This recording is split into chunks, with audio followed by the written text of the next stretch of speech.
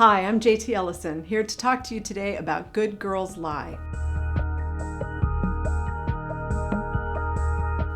Good Girls Lie takes place in Marchburg, Virginia, in the Blue Ridge Mountains at a very private, very elite boarding school for young women who are going to be fed into the Ivy League system. And they are joined this year by a young woman named Ash Carlisle. Ash Carlisle is coming to the good school from Oxford, England.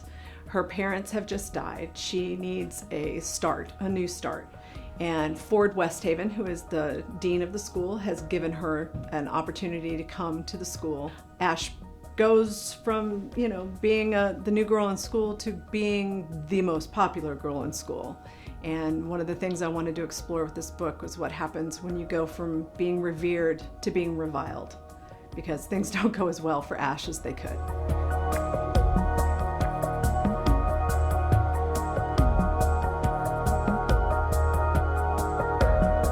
It actually is. I went to a private college in the Blue Ridge Mountains of Virginia, and I have always wanted to write a boarding school mystery based on the school and all of the crazy things that happened while I was there. There had been a murder on campus. We had the red staircase where somebody actually fell down and they couldn't get the blood out of the stairs, so they painted it red.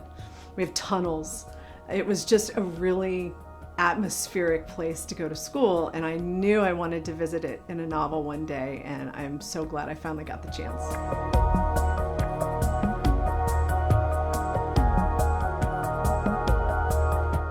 Curtis Sittenfeld's Prep is absolutely one of my favorites. I think it's definitely influenced this book, but also the Harry Potter series. There is nothing better than Hogwarts, and every book that I think I will ever read about a boarding school is going to be compared to Hogwarts, because who doesn't want to find out that they're magical and get to go to school like that?